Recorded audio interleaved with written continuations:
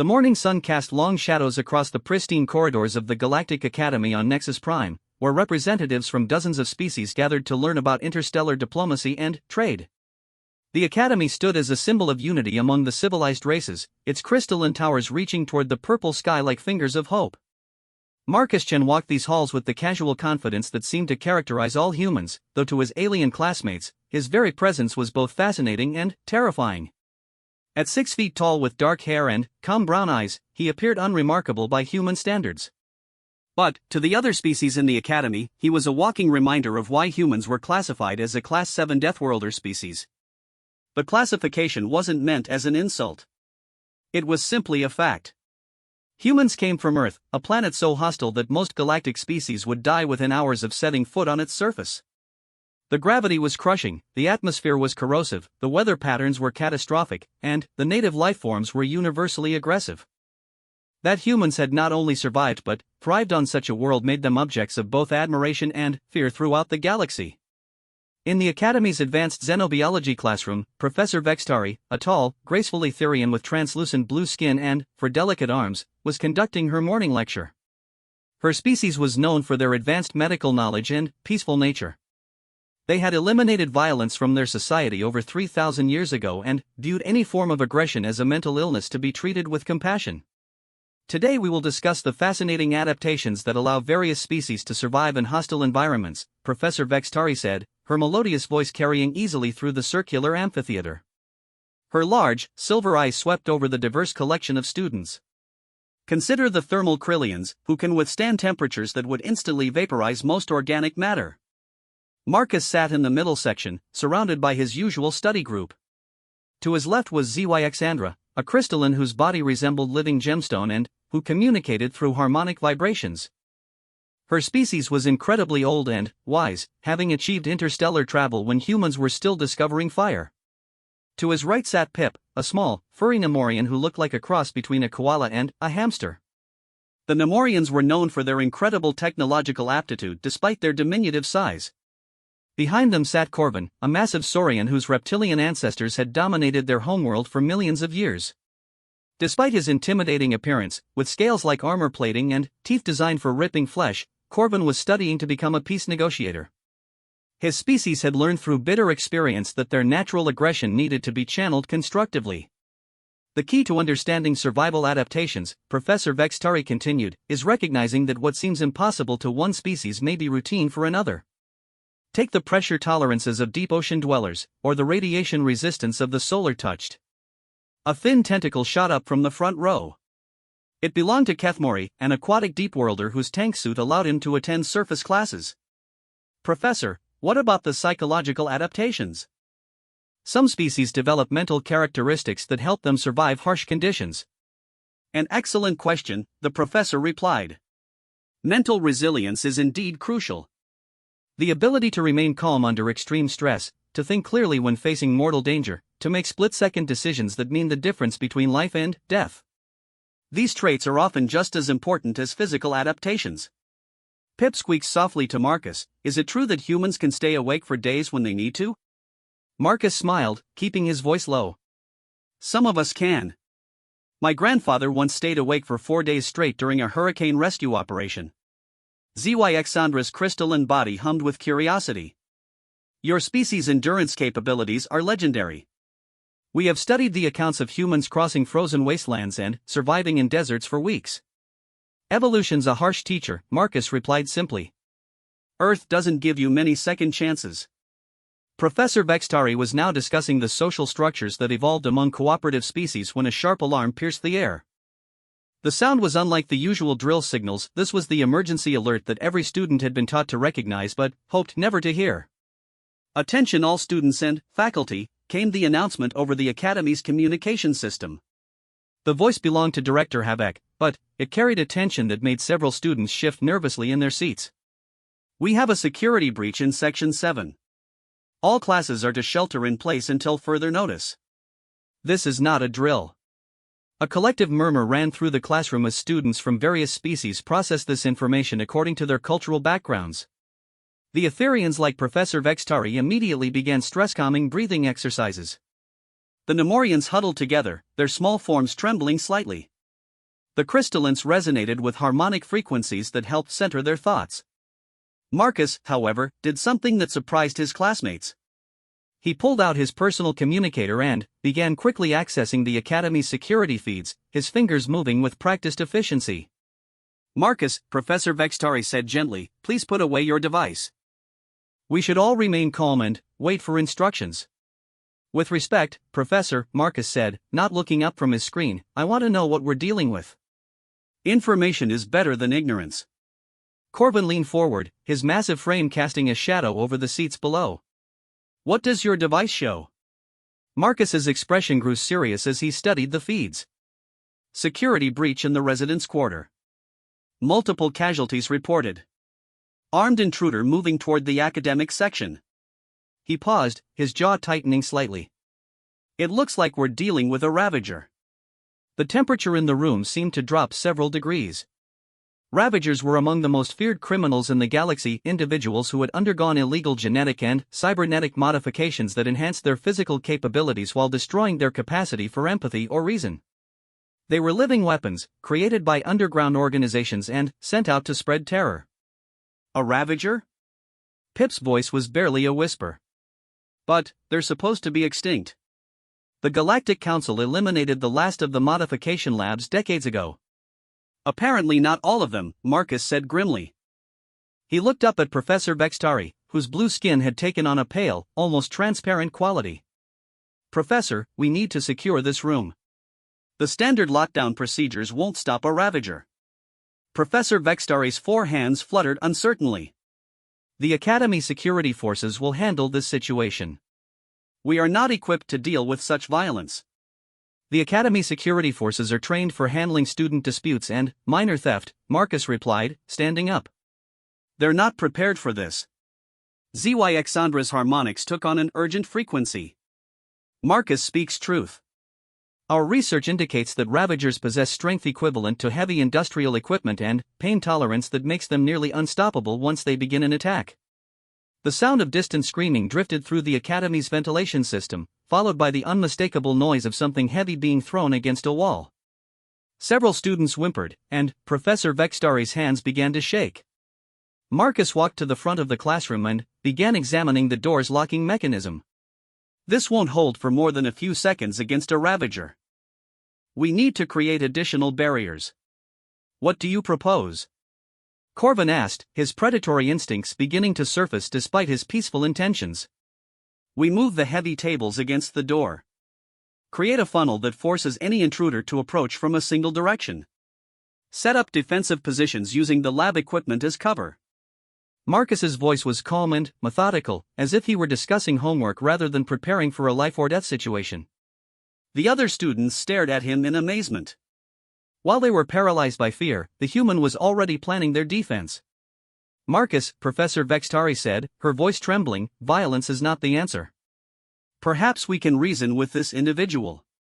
Marcus turned to look at her, and, for a moment, his classmates saw something in his eyes that reminded them exactly what kind of world had shaped humanity. It wasn't cruelty or aggression, it was the cold, practical understanding of a predator who had learned that sometimes violence was the only answer.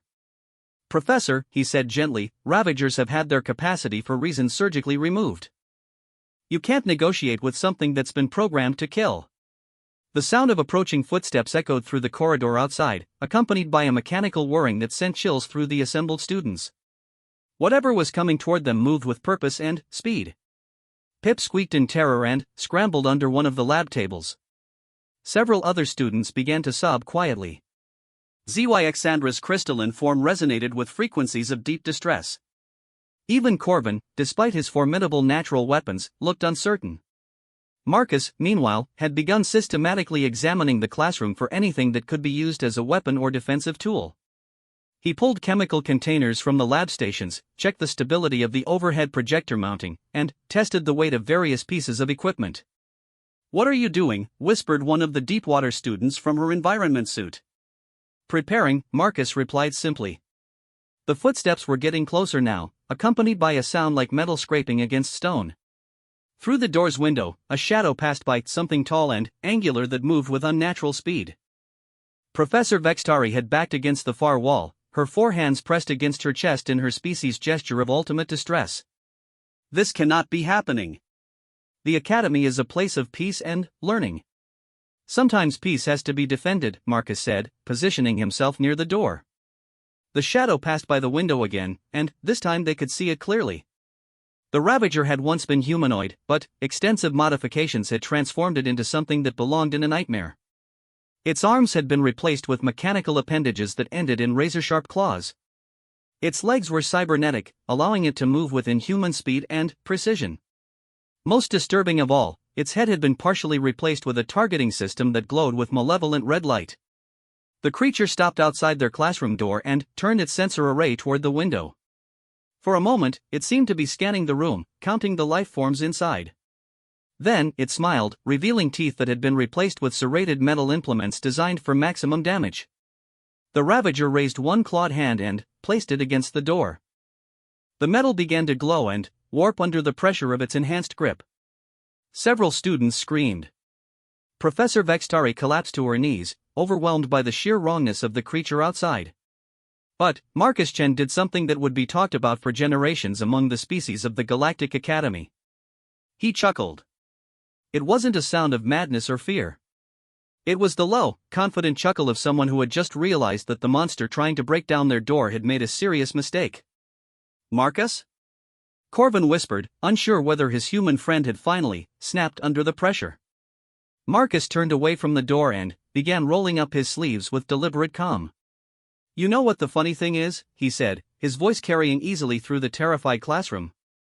"This thing thinks it's the apex predator here." The door began to buckle under the Ravager's assault. "It's been modified to be stronger, faster, and more aggressive than its original species," Marcus continued, pulling off his academy jacket and setting it carefully aside. "But its creators made one critical error." The lock gave way with a screech of tortured metal. Marcus smiled, and, for the first time since the crisis began, his classmates saw exactly why humans were classified as a Deathworlder species. It wasn't just their physical capabilities or their endurance. It was the fact that when faced with the ultimate predator, their first instinct wasn't to run or hide. It was to hunt. They assumed that artificial predator beats natural predator, Marcus said, cracking his knuckles as the door began to swing open. But you can't improve on 4 billion years of evolution on a Deathworld. The Ravager stepped into the classroom, its targeting sensor sweeping the room as it selected its first victim. It never got the chance. Marcus moved with a speed that shocked even Corvin, who had thought he understood human capabilities. But this wasn't just about speed, it was about the instant transformation from peaceful student to something that had been forged in the crucible of humanity's most dangerous planet. The Ravager's enhanced reflexes were impressive, but they were programmed responses based on predictable attack patterns. Marcus fought like something wild and unpredictable, using tactics that no civilized species would ever consider. He feinted left, then dove right, rolling under the creature's slashing claws and coming up behind it. Before the Ravager could turn, Marcus had grabbed a heavy molecular scanner from one of the lab stations and brought it down on the creature's knee joint with devastating precision. The Ravager stumbled but didn't fall. It spun around faster than any organic being should have been able to move, its claws whistling through the air where Marcus's head had been a split second before. But Marcus was no longer there. He had anticipated the counterattack and was already moving, staying inside the creature's reach where its long claws were less effective. The watching students could hardly believe what they were seeing. The monstrous Ravager that had terrorized the academy was being systematically dismantled by a human who barely came up to its chest. Marcus wasn't fighting with rage or desperation. He fought with the cold calculation of a predator that had been born on a world where everything wanted to kill you, where making a single mistake meant death, where only the smartest and most adaptable survived. The Ravager tried to grab him with its enhanced grip strength, but Marcus slipped the hold and delivered a precise strike to a cluster of neural interfaces at the base of the creature's skull. Sparks flew from damaged circuitry. "Impossible," Professor Vextari whispered. "How can he match something so enhanced?" Zyxandra's harmonics carried a note of awe. "He is not matching it. He is superior to it." The fight continued for several more seconds, but the outcome was never really in doubt. The Ravager had been designed to terrorize civilized species who had long ago abandoned violence. It had never encountered something that had been shaped by a world where violence was simply another survival tool. When the Ravager finally fell, its systems sparking and failing, Marcus stood over it breathing heavily but essentially unharmed. He looked around the classroom at his stunned classmates and professors. "Sorry about the mess," he said, straightening his shirt. "Is everyone okay?" The silence stretched for several heartbeats. Then, Corvin began to laugh, a deep, rumbling sound that spoke of respect and admiration. "Human," the massive Saurian said, "your species continues to amaze us." Marcus helped Professor Vextari to her feet, his manner gentle and reassuring. "It's over now, Professor. The Academy should be safe." As if summoned by his words, the sound of approaching security forces echoed through the corridors. The crisis was ending, but the questions it raised would linger for much longer. How had a Ravager penetrated the Academy's security? Who had created it and why? And, perhaps most importantly, what did this incident reveal about the delicate balance of power among the galaxy's species? But those were questions for another time. For now, Marcusjan sat back down at his desk and pulled out his notes, ready to continue the interrupted lesson on survival adaptations. After all, class wasn't over yet. The aftermath of the Ravager incident transformed the Galactic Academy overnight. What had been a place of peaceful learning became the center of the most intensive security investigation in the institution's 3-century history. The corridors that had once echoed with scholarly discussions now buzzed with the controlled chaos of forensic teams, security analysts, and government investigators from a dozen different species. Marcus found himself at the center of it all, though not entirely by choice. The security footage of his confrontation with the Ravager had been analyzed frame by experts who couldn't quite believe what they were seeing. The fact that an unenhanced human had defeated a creature designed to be the ultimate killing machine raised questions that went far beyond simple Academy security. 3 days after the incident, Marcus sat in Director Havek's office, surrounded by beings whose very presence indicated how seriously the galactic community was taking this event. Director Havek himself was a distinguished Vorthan, his crystalline carapace reflecting the office's soft lighting as he reviewed reports with methodical precision. To his left stood Commander Rylex of the Galactic Security Force, a Caraxian whose chitinous exoskeleton bore the scars of countless battles. At the window, gazing out at the Academy grounds, stood someone Marcus hadn't expected to see, Ambassador Threnody of the Etherian High Council. "Mr. Chen," Director Havek began, his translator converting his native harmonic language into Standard Galactic, "we find ourselves in a rather unprecedented situation." Marcus shifted in his chair, which had been designed for beings considerably smaller than humans. "Sir, I hope I haven't caused any diplomatic complications." Commander Rylex turned from his examination of the Ravager's remains, which lay dismantled on a containment field nearby. "On the contrary, young human. Your actions have raised some rather important questions about our assumptions regarding combat capabilities among the galactic species." Ambassador Threnody remained at the window, but her melodious voice carried clearly through the room. "The Etherian Council has been studying the security recordings of your encounter. We are puzzled by what we observed." "Puzzled how, Ambassador?" Marcus asked. She turned to face him, her translucent blue features thoughtful. "Your fighting style bore no resemblance to any martial art in our databases. You didn't use the structured combat techniques taught in military academies or security training facilities. Your movements seemed almost improvisational." Marcus considered his response carefully. "Where I come from, we call it street fighting. It's not really a formal style so much as adaptive problem solving under pressure." "Adaptive problem solving," Director Havek repeated, making notes on his datapad. "Could you elaborate on this concept?" "Well," Marcus said, glancing around the room at the assembled officials, "formal martial arts assume you're fighting an opponent who follows certain rules or patterns. But, when you're dealing with something truly dangerous, a natural predator, an environmental hazard, or in this case, a modified killing machine, you can't rely on structured techniques. You have to read the situation in real time and respond with whatever works." Commander Rylex's mandibles clicked thoughtfully. "This suggests a fundamentally different approach to conflict resolution than what most species employ." "It's not about conflict resolution," Marcus corrected gently. "It's about survival." "There's a difference." The distinction seemed to resonate through the room. Ambassador Threnody exchanged a meaningful look with Director Havek. "This brings us to the reason for this meeting," Director Havek said. The investigation into the Ravager's origins has uncovered some disturbing information. A holographic display materialized in the center of the office, showing a complex network of connections between various criminal organizations, black market laboratories, and what appeared to be legitimate research facilities. The Ravager that attacked the Academy was not an isolated incident, Commander Rylex explained. Our intelligence indicates that someone is systematically creating these modified killers and deploying them against targets throughout the galaxy. Marcus studied the display, his analytical mind automatically processing the patterns. These attacks aren't random. They're testing different defenses, gathering data on how various species respond to threats. Precisely, Ambassador Threnody confirmed. Each attack has been carefully designed to probe the weaknesses of our security systems and our natural defensive capabilities.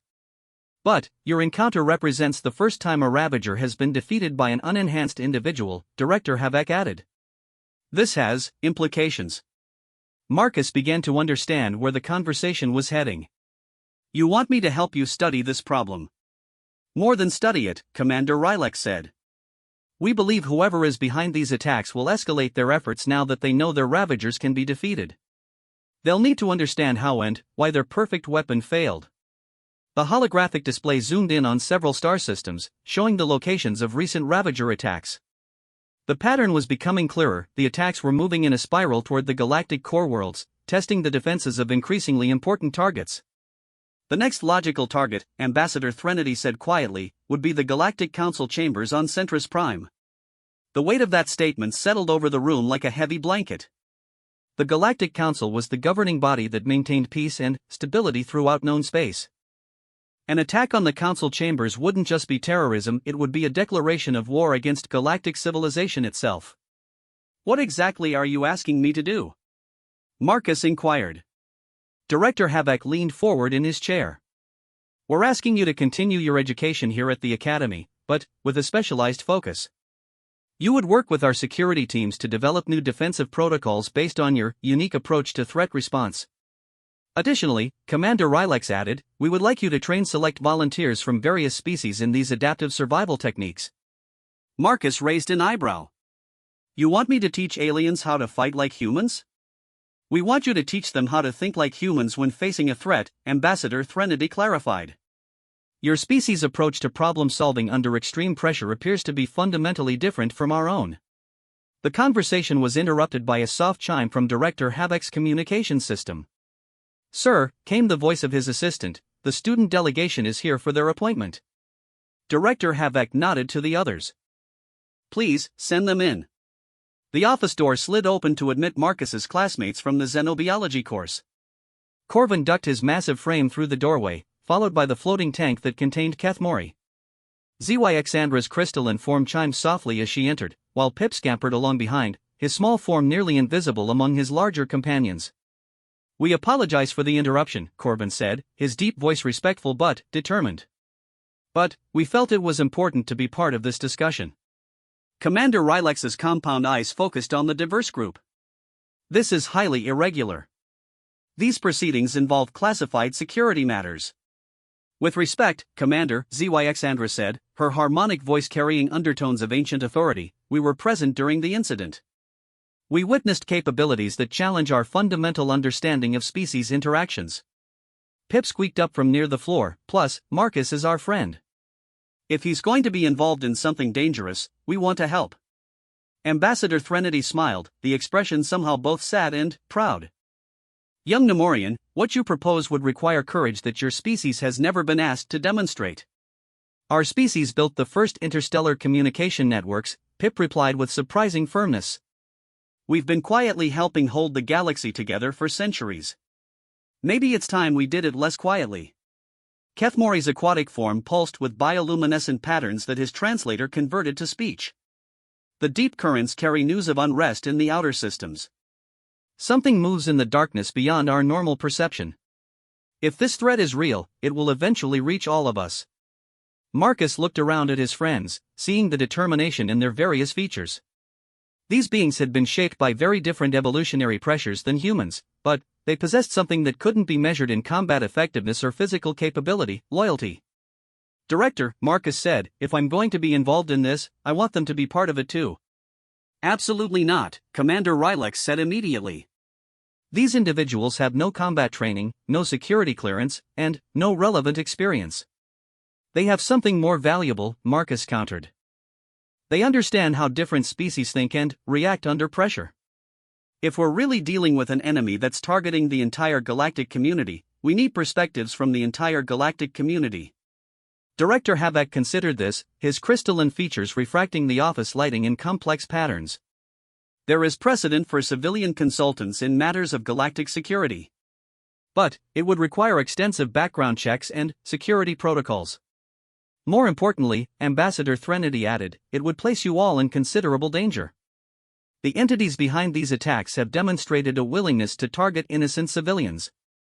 Corvin's massive frame straightened to its full height. Ambassador, my species evolved as apex predators. We understand danger. But we also understand that some threats can only be faced together. The conversation continued for another hour, covering security protocols, training requirements, and the logistics of involving civilian students in a galactic security operation. Throughout it all, Marcus found himself impressed by his friend's commitment and disturbed by the growing scope of the threat they were facing. When the meeting finally concluded, the group had been granted provisional consultant status, pending security clearances and specialized training. They would work with Academy Security to develop new defensive protocols while continuing their regular studies as cover for their activities. As they left Director Havok's office, Marcus's personal communicator chimed with an incoming message. The sender's identification was encrypted, but the message itself was chillingly simple: impressive demonstration in the classroom, human. But that was just the beginning. Enjoy your small victory while you can. Marcus showed the message to his friends, watching as each of them processed the implications in their own way. Corvin's predatory instincts surfaced, his eyes narrowing as he scanned the corridor for threats. Zyxandra's crystalline form resonated with frequencies that indicated deep concern. Pip's small form trembled slightly, but his eyes remained determined. So they know about you specifically now, Kathmori observed, his bioluminescent patterns flickering with patterns that suggested tactical thinking. This complicates the situation. It also gives us an advantage, Marcus replied. They're focused on me, which means they might underestimate the rest of you. They made their way back toward the dormitory section, passing through corridors that had been subtly reinforced since the attack. Additional security scanners hummed quietly at regular intervals, and Marcus noticed that several Academy staff members now carried emergency beacons. Marcus, Pip said quietly, can I ask you something? Sure. When you were fighting that thing, you didn't look scared at all. How do humans do that? Marcus considered the question as they walked. It's not that we don't feel fear. Fear keeps you alive. But, on Earth, if you let fear paralyze you, you die. So we learn to use fear as information instead of letting it control us. What kind of information? Zyxandra asked. Fear tells you what's dangerous and how dangerous it is. Once you know that, you can make better decisions about how to respond. They reached the dormitory common area, where other students were gathered around holographic displays showing news feeds from across the galaxy. The reports were troubling. More Ravager attacks had occurred on 3 different worlds in the past 24 hours. Each attack had been more sophisticated than the last, suggesting that whoever was orchestrating them was learning and adapting. Look at this, called out Veshtar, a young Etherian whose blue skin was pale with distress. The attack on Kepler Station. 12 casualties and the entire research facility destroyed. Marcus studied the footage, noting the patterns of destruction and the efficiency of the assault. This wasn't random vandalism. They were looking for something specific. The research data, Corvin rumbled. Kepler Station specializes in xenobiology research. Specifically, they study species adaptation and enhancement. The pieces were beginning to form a picture that Marcus didn't like. Someone was gathering information about the biological capabilities of various galactic species, using Ravager attacks as both research tools and weapons of terror. The ultimate goal remained unclear, but the systematic nature of the campaign suggested something far more sinister than simple terrorism. As the evening wore on and the common area gradually emptied, Marcus found himself alone with his core group of friends. They sat in comfortable silence, each lost in their own thoughts about the challenges ahead. Finally, Kathmori broke the silence. Marcus, there's something you should know about the deep water species. We have capabilities that most surface dwellers are unaware of. What kind of capabilities? Echolocation that can penetrate most forms of concealment. Pressure tolerance that allows us to survive in environments that would crush other beings. And, most importantly, we can sense electrical activity from considerable distances. Marcus looked at his aquatic friend with new interest. That could be incredibly useful for detecting hidden ravagers. That's what I was thinking. And, I suspect each of our species has capabilities that might be relevant to this situation, things that wouldn't be obvious from standard academic profiles. Pip nodded enthusiastically. Nemorians are really good at getting into small spaces and accessing computer systems. We design most of the galaxy's information networks, so we know how to move through them unseen. My people see light across a much broader spectrum than most species, Zyxandra added. We can detect energy signatures that are invisible to standard sensors. Corvin's smile revealed teeth that had been designed for tearing flesh. And, Saurians are much better hunters than most civilized species, remember. We've spent so long being diplomats that everyone forgets we were apex predators for 50 million years. Marcus felt a familiar sensation, the same feeling he did just before the Ravager broke down the classroom door. It was the moment when chaos resolved into clarity, when random elements suddenly formed a coherent pattern. I think I understand what's really happening here, he said slowly. Whoever is behind these attacks isn't just testing our defenses. They're cataloging our capabilities. They want to know exactly what each species can do before they make their real move. But, why? Pip asked. What could they possibly gain from that information? Marcus's expression grew grim as the full scope of the threat became clear. They're not planning to defeat us. They're planning to replace us. The implications of that statement would keep them all awake for the rest of the night, planning and preparing for a conflict that none of them fully understood yet. But one thing was becoming clear: the galaxy was about to face a threat unlike anything it had ever encountered, and the only hope of stopping it might lie in the most unlikely alliance of species ever assembled. The next morning would bring new challenges, new revelations, and the beginning of a journey that would take them far from the safety of the Academy and into the heart of a conspiracy that threatened the very fabric of galactic civilization. But tonight, they had each other, and, for now, that would have to be enough. The secure research facility beneath the Galactic Academy hummed with activity that would have been unthinkable just weeks earlier. What had once been storage areas for historical artifacts had been converted into a state-of-the-art analysis center, complete with quantum computers, molecular scanners, and containment fields that could hold samples of the most dangerous substances in the galaxy. Marcus stood before a holographic display that showed the dismantled Ravager in three-dimensional detail, its various components highlighted in different colors to indicate their function and origin. Beside him, Dr. Kethril, a renowned Vorthan xenobiologist, manipulated the display with precise movements of her crystalline appendages. The organic components are fascinating, Dr. Kethril observed, her harmonic voice tinged with professional admiration and ethical revulsion. Whoever created this being possessed an understanding of biological enhancement that rivals our most advanced medical centers. But they made critical errors, Marcus noted, pointing to specific areas of the display. The integration between organic and mechanical systems is flawed. The neural pathways were brutally severed and rerouted, which eliminated higher cognitive functions but also created exploitable weaknesses. Dr. Kethril's carapace shifted to a deeper shade of amber, indicating surprise. You can identify neural pathway modifications? Basic human anatomy includes a lot of neurology, Marcus explained. When you live on a world where brain injuries from accidents or predator attacks are common, you learn to recognize the signs. Across the laboratory, his friends were each working with specialists from their respective fields. Corvin was demonstrating saurian hunting techniques to a group of security analysts who were trying to understand how predatory instincts translated into tactical advantages. His massive frame moved with surprising grace as he explained how to track prey by reading subtle environmental cues. The scent trail is only part of the information, he was saying, his deep voice carrying easily through the lab. You must also read the displacement of air, the pattern of disturbed vegetation, the rhythm of movement that each species unconsciously follows. Pip, meanwhile, was interfaced with the Academy's computer systems through a specialized neural link that had been designed specifically for Nemorian physiology. His small hands moved across holographic keyboards with blinding speed as he traced the data signatures that the Ravager attacks had left across the galactic information networks. found another one, he called out excitedly. There was a data burst transmitted from the Ravager's location approximately 3 minutes before the attack began. Someone was giving it final targeting instructions. ZYXandra had positioned herself near a specialized sensor array that could detect energy patterns across the entire electromagnetic spectrum. Her crystalline form resonated with frequencies that enhanced the equipment's sensitivity by several orders of magnitude. The energy signature from the Ravager's power core is unlike anything in our databases, she reported, her harmonic voice carrying undertones of concern. The power source appears to be organic, but it generates energy at levels that should be impossible for biological systems.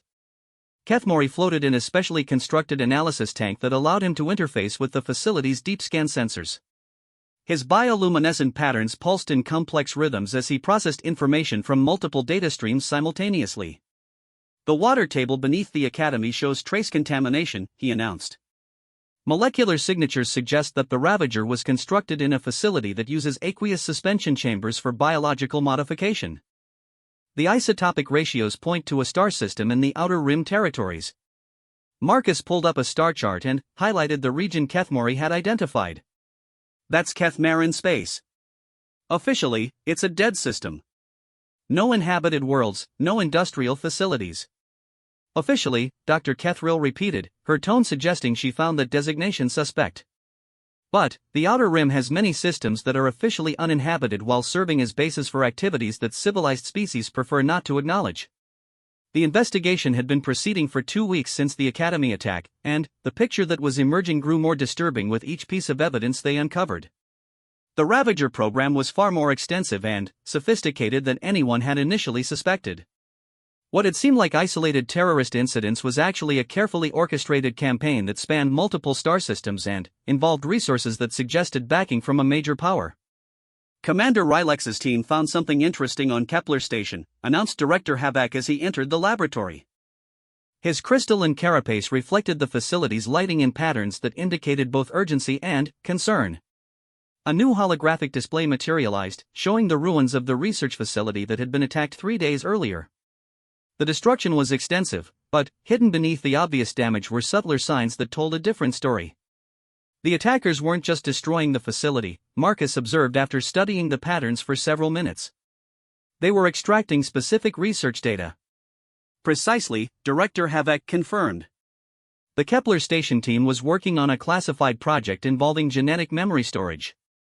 They had developed techniques for preserving and transferring the accumulated knowledge and instincts of entire species. The implications hit Marcus like a physical blow. They're not just cataloging our capabilities. They're stealing them. Corvin's massive frame went rigid as the predatory part of his nature responded to the threat. You're saying they can take our natural abilities and give them to their Ravagers? That appears to be the goal, Director Havak confirmed. If they succeed, they could create modified beings that combine the best attributes of every species in the galaxy. Pip's small hands stopped moving across his interfaces as he processed this information. But that would make them unstoppable. No single species could stand against enemies that possessed everyone's advantages and none of their weaknesses. The laboratory fell silent as the full scope of the threat became clear. They weren't just dealing with terrorists or criminals. They were facing an enemy that sought to supplant the entire galactic community with artificially enhanced beings under their control. There's more, Director Havak continued. Intelligence reports indicate that similar attacks are being planned against research facilities throughout the galaxy. Targets include the Etherian Medical Archives on Sanctuary, the Caraxian Military Academy on Fortress Prime, and the Nemorian Technical Institute on New Burrow. ZYXandra's harmonic voice carried frequencies of deep alarm. Those facilities contain the accumulated knowledge and capabilities of our most advanced species. If this enemy gains access to all of them, game over, Marcus finished grimly. They'll have everything they need to create an army of super Ravagers that can outfight, outthink, and outmaneuver anything we can field against them. The weight of the situation settled over the group like a heavy blanket. They had stumbled onto a conspiracy that threatened not just the Galactic Academy, but the very existence of free civilization in known space. What can we do? Pip asked, his small voice barely audible in the vast laboratory. Marcus looked around at his friends, seeing the same determination in their various features that had brought them together during the classroom attack. We stop them. How?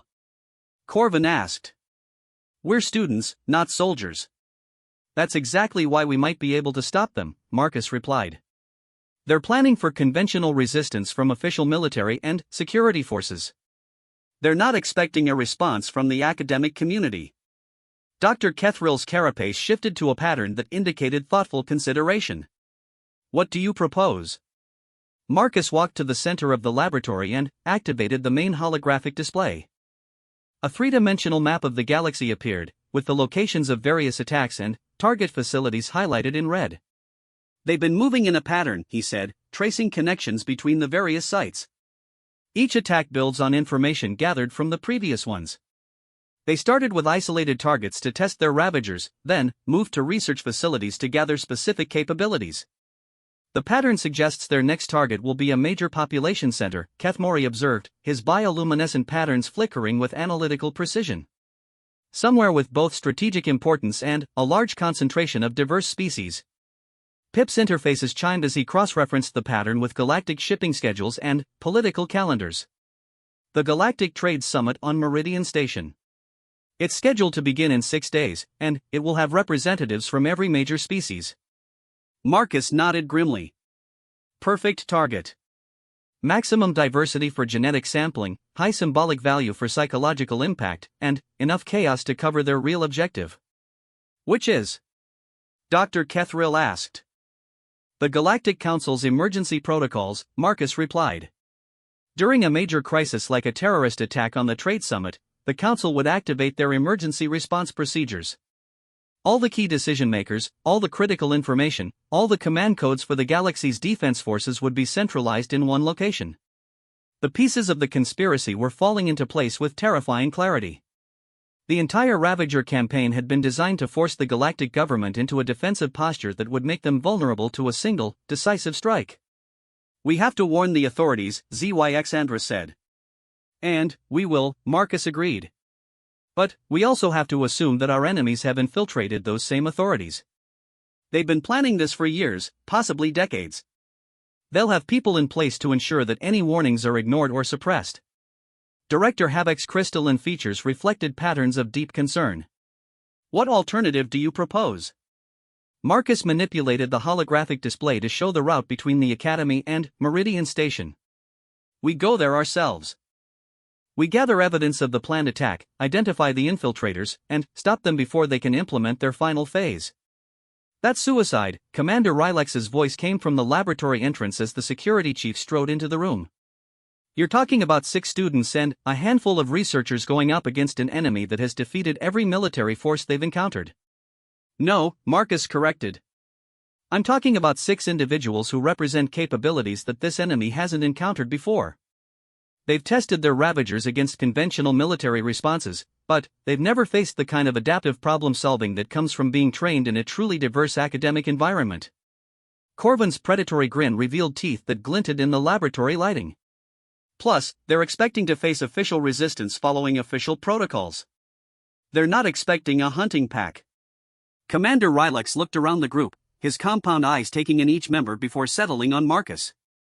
Even if I accepted the logic of your proposal, which I don't, you lack the authority to undertake such an operation. Actually, came a familiar melodious voice from the laboratory entrance, they do have that authority. Ambassador Threnody entered the laboratory, but she was no longer alone. Behind her walked figures that made even Commander Rylex straighten to attention, Admiral Vexthal of the Galactic Defense Fleet, High Counselor Zareth of the Etherian Collective, and, most surprisingly, Elder Mordain of the Crystalline Hierarchy. Elder Mordain's ancient form chimed with frequencies that spoke of wisdom accumulated over millennia. The Crystalline Hierarchy has monitored the situation with growing concern. Our deep-time analysis indicates that conventional military responses will fail. Admiral Vexthal's scarred carapace bore the marks of countless battles. The Defense Fleet agrees. Our simulations show that the enemy has accounted for every standard tactical response. They've been studying us too long and too well. Therefore, High Counselor Zareth said, her ethereal voice carrying the authority of the galactic government, the Council has voted to authorize an unconventional response. You will be given provisional authority to investigate and neutralize this threat using whatever methods you deem necessary. Marcus felt the weight of responsibility settling on his shoulders. They were no longer students playing at being investigators.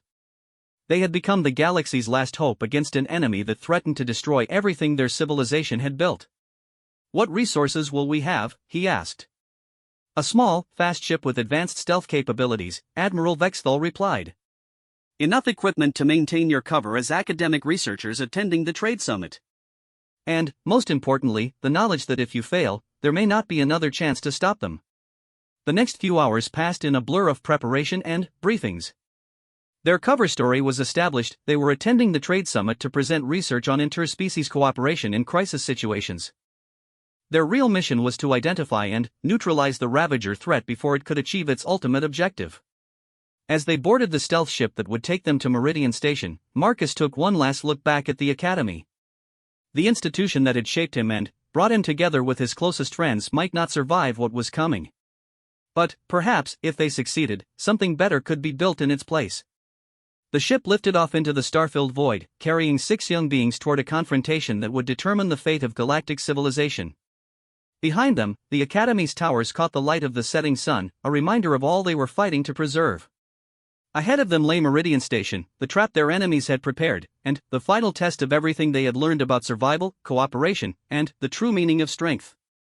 The galaxy would soon discover whether the bonds forged in a classroom could withstand the ultimate trial of fire and blood. Meridian Station rotated slowly against the backdrop of distant stars, its massive rings catching and reflecting the light of 3 different suns. The trading post had been built at the intersection of 5 major hyperspace routes, making it one of the busiest commercial centers in the galaxy. Thousands of ships from hundreds of different species docked here daily, creating a constantly shifting kaleidoscope of cultures, technologies, and opportunities. To most observers, the station appeared to be functioning normally. Cargo haulers moved between the docking bays and storage facilities. Passenger liners discharged travelers who dispersed throughout the station's commercial sectors. The great central spire that housed the trade summit buzzed with activity as delegates prepared for the most important economic conference in decades. But Marcus and his team saw signs that others missed. Their stealth ship, disguised as a small academic research vessel, had approached the station along a trajectory that allowed them to scan for anomalies without drawing attention.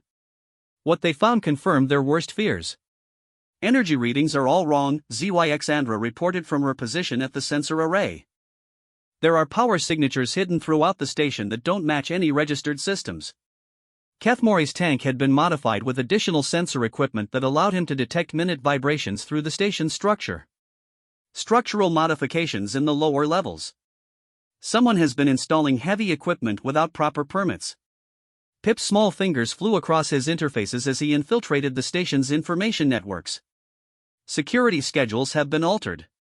Guard rotations, surveillance protocols, emergency response procedures, everything has been subtly modified over the past 6 months." Corvin studied the docking bay assignments through the ship's viewports, his predatory instincts picking up patterns that spoke of coordinated movement. Too many ships with similar configuration profiles. They're trying to look random, but the distribution is artificial. Marcus synthesized the information, feeling the familiar clarity that came when chaos resolved into pattern. They're not just planning an attack on the trade summit. They're planning to take control of the entire station. Their ship docked without incident at a berth reserved for academic vessels. The station's automated systems processed their credentials and assigned them temporary quarters in the researcher section, a collection of modest cabins near the central spire where visiting scholars traditionally stayed during conferences. As they made their way through the station's corridors, Marcus was struck by the diversity of the crowd. Etherians glided past with their characteristic grace, their translucent blue forms radiating serenity. Heavily armored Caraxians moved with military precision, their chitinous exoskeletons gleaming under the artificial lighting. Small groups of Nemorians scurried between the legs of larger beings, their tiny forms somehow managing to avoid being trampled despite the chaos. It was beautiful, Marcus reflected. Representatives of dozens of species who had spent millennia learning to live and work together, united by common goals and mutual respect. The thought of this diversity being replaced by identical artificial beings made his jaw clench with determination. "Stay alert," he murmured to his friends. "Remember, they've been planning this for years. They could have people anywhere." Their first stop was the registration center for the trade summit. The massive chamber was filled with holographic displays showing trade statistics, resource availability charts, and economic projections for various sectors. Delegates from the major trading powers moved between information kiosks, gathering data that would inform their negotiations over the coming days. Pip separated from the group and approached a data terminal, ostensibly to review the conference schedule. In reality, his enhanced nervous system was interfacing directly with the station's computers, mapping hidden data pathways and identifying unauthorized access points. ZYXandra positioned herself near a group of crystalline delegates, her form blending naturally with theirs while her enhanced senses scanned for energy signatures that didn't belong. The harmonic frequencies she generated were tuned to detect the specific resonance patterns produced by Ravager technology. Corvin and Kethmori made their way to the observation deck that overlooked the central trading floor. Corvin's height advantage allowed him to scan the crowd for behavioral anomalies, while Kethmori used his aquatic senses to detect biochemical signatures that might indicate stress, deception, or artificial enhancement. Marcus himself headed for the conference center's administrative offices, where his human credentials would allow him to access areas that might be restricted to other species. His cover story as a researcher studying interspecies cooperation protocols gave him a legitimate reason to ask questions about security arrangements and emergency procedures. It didn't take long to find what they were looking for. "Got something," came Pip's voice through their encrypted communication channel. "There's a secondary computer network that's not showing up on any official schematics. It's been integrated into the station's infrastructure so carefully that it's almost invisible." "What kind of network?" Marcus asked, making his voice casual as a Vorthan administrator walked past his position. "Command and control system. Someone has built a parallel communication network that can override the station's primary systems. If they activate it, they could control life support, security barriers, even the docking bay force fields." ZYXandra's harmonic voice carried undertones of urgency. "I'm detecting Ravager energy signatures in the lower maintenance sections. Multiple sources, much more powerful than the unit we encountered at the Academy." Corvin's deep voice rumbled through the comm channel. "Confirmed. I'm seeing coordinated movement patterns among groups that should be acting independently. Security personnel, maintenance workers, even some of the trade delegates. They're all following the same behavioral script." The pieces were falling into place with terrifying precision. The enemy hadn't just infiltrated Meridian Station, they had taken control of it. The trade summit was proceeding exactly as scheduled, but it was proceeding according to their enemy's schedule, not the legitimate authorities. "We need to get to the lower levels," Marcus said, abandoning his casual tone. "If they have Ravagers positioned throughout the station, the attack could begin at any moment." They regrouped near a maintenance access point that Pip had identified as relatively secure. The small Nemorian had already disabled the security sensors in the immediate area, giving them a narrow window to access the station's hidden infrastructure. The maintenance tunnels beneath Meridian Station were a maze of pipes, conduits, and support structures that few beings ever saw. The air was thick with the smell of recycled atmosphere and industrial lubricants. Emergency lighting cast everything in a sickly green glow that made the shadow seem deeper and more threatening. They had been moving through the tunnels for only a few minutes when they encountered the first sign that their fears were justified. A section of corridor that should have contained only life support equipment instead housed a collection of stasis pods, each one containing a dormant Ravager. 12 units, Corvin counted, his predatory instincts automatically cataloging the threat. Each one is larger and more heavily modified than the Academy attacker. Kethmori's bioluminescent patterns flickered with patterns of deep concern. The stasis fluid contains genetic material from multiple species. They're not just enhanced, they're hybridized. Marcus studied the pods, noting the sophisticated life support systems and the wireless communication arrays built into each unit. They can be activated remotely. When the signal comes, all 12 will deploy simultaneously. "Signal from where?" ZYXandra asked. Pip was already interfacing with the pod systems, his enhanced nervous system tracing the communication pathways back to their source. Control center is 3 levels up, directly beneath the central spire. Heavily shielded, multiple redundant systems. "That's where the real enemy will be," Marcus said. "Not some distant coordinator, but someone who needs to be close enough to manage the final phase personally." They moved deeper into the station's hidden infrastructure, discovering more stasis pods, weapon caches, and modifications to critical systems. The scope of the conspiracy became clear. Their enemies had been preparing for years, positioning resources and personnel throughout one of the galaxy's most important installations. The control center, when they finally reached it, was a testament to careful planning and advanced technology. Banks of quantum computers processed data streams from thousands of sources throughout the galaxy. Holographic displays showed the positions of ships, the locations of key personnel, and countdown timers that indicated how little time remained before the final attack. At the center of it all stood a figure that made Marcus's blood run cold. The being had once been humanoid, but extensive modification had transformed it into something that combined the worst aspects of several different species. Its torso was elongated and covered in chitinous armor like a Caraxian's, but more angular and threatening. Its limbs had been replaced with mechanical appendages that ended in sophisticated manipulator arrays. Most disturbing of all, its head contained multiple sensory organs taken from different species, creating a nightmarish fusion of eyes, acoustic sensors, and electromagnetic detection apparatus. So, the creature said, its voice a synthesized harmony of tones from a dozen different languages. The human Deathworlder and his friends have found us at last. Marcus stepped forward, his friends flanking him in a formation they had practiced during their weeks of preparation. Call off the attack. Release the hostages. End this before more beings have to die. The creature laughed, a sound that incorporated harmonic frequencies from species throughout the galaxy. You still don't understand, do you? There are no hostages. Every being on this station is already under our control.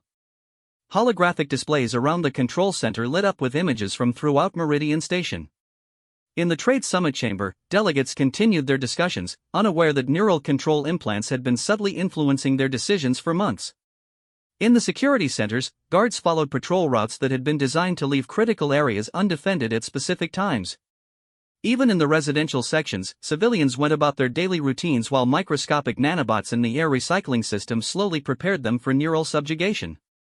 The Galactic Council will arrive within the hour, the creature continued. They will trigger their emergency protocols exactly as we predicted. And, when they centralize all decision-making authority into their crisis management system, that system will belong to us. Marcus felt the weight of the moment settling around him like a heavy cloak. Everything they had fought for, everything the galaxy had built over millennia of cooperation and growth, was about to be swept away by beings who saw diversity as weakness rather than strength. Why, he asked. Why destroy something so beautiful? Because it is weak, the creature replied. Because cooperation makes you vulnerable. Because individual species clinging to their unique characteristics prevent the galaxy from achieving its true potential. And what potential is that? Unity through perfection. Every being modified to optimal specifications. Every world functioning according to rational design. Every action serving the greater purpose instead of individual whims. The creature gestured to the displays showing the station's population. These beings waste their potential on trivial pursuits, personal relationships, inefficient emotional responses. We will free them from these limitations. Marcus looked around the control center, noting the positions of the automated defense systems, the locations of critical control nodes, and the structural weaknesses that might be exploited. His friends were doing the same, each of them using their species' unique capabilities to assess the tactical situation. There's one thing you don't understand, Marcus said, his voice carrying the quiet confidence that had sustained him through every crisis he'd faced. And, what is that, human? Marcus smiled, and, for a moment, every being in the control center was reminded of exactly why humans were classified as a Deathworlder species. It wasn't their physical capabilities or their endurance, though both were formidable. It was their absolute refusal to surrender, even when facing impossible odds. You assume that diversity makes us weak, Marcus said. But, you've spent so long studying our individual capabilities that you never learned how they work together. The attack began before the creature could respond. But, it wasn't the kind of coordinated military assault that their enemies had prepared for. Instead, it was something far more dangerous, the improvised, adaptive response of beings who had learned to trust each other completely. Pip vanished into the control center's computer systems, his small form slipping through maintenance conduits that had been designed for automated repair drones. Within seconds, he was interfacing directly with the quantum computers, using his species' intimate knowledge of galactic information networks to turn the enemy's own systems against them. ZYXandra positioned herself at the harmonic resonance point of the chamber and began generating frequencies that interfered with the sophisticated sensor arrays built into the creature's modified head. The cacophony of conflicting signals left it temporarily blind and deaf to the chaos erupting around it. Corvin moved with the fluid grace of an apex predator that had been given a target worthy of its capabilities. The automated defense systems had been programmed to counter military tactics, but they had no protocols for dealing with something that hunted by instinct rather than training. Kethmori, still in his mobile tank but now connected to the control center's environmental systems, began systematically altering the atmospheric composition throughout the chamber. The modifications were subtle but critical enough to disrupt the creature's artificial respiratory system without affecting the organic beings in the room. And Marcus himself did what humans did best. He adapted. The creature's multiple sensory organs gave it theoretical advantages over any single species, but Marcus had learned to fight alongside beings with capabilities he could never match. He didn't need to see across the entire electromagnetic spectrum. ZYXandra could do that. He didn't need to process multiple data streams simultaneously. Pip was handling that. He didn't need superhuman strength or speed. Corvin provided both. What Marcus brought to the fight was something that couldn't be artificially replicated, the ability to coordinate diverse capabilities into a unified response that was greater than the sum of its parts. The battle lasted less than 5 minutes. When it ended, the creature lay deactivated among the ruins of its control center, its various systems sparking and failing as Pip's infiltration programs systematically dismantled the network that had taken years to build. Throughout Meridian Station, stasis pods cracked open to reveal inert ravagers whose activation codes had been corrupted. Security systems reset to their original configurations. The neural control implants that had been influencing thousands of beings dissolved harmlessly as their command signals were replaced with deactivation codes. In the Trade Summit chamber, delegates continued their discussions, unaware that the fate of galactic civilization had just been decided in a maintenance tunnel far beneath their feet. Is it over? ZYXandra asked, her crystalline form still resonating with combat frequencies. Marcus looked around at his friends, seeing the same exhaustion and relief in their various features that he felt in his own bones. This part is. But there will be others. This kind of threat doesn't just disappear.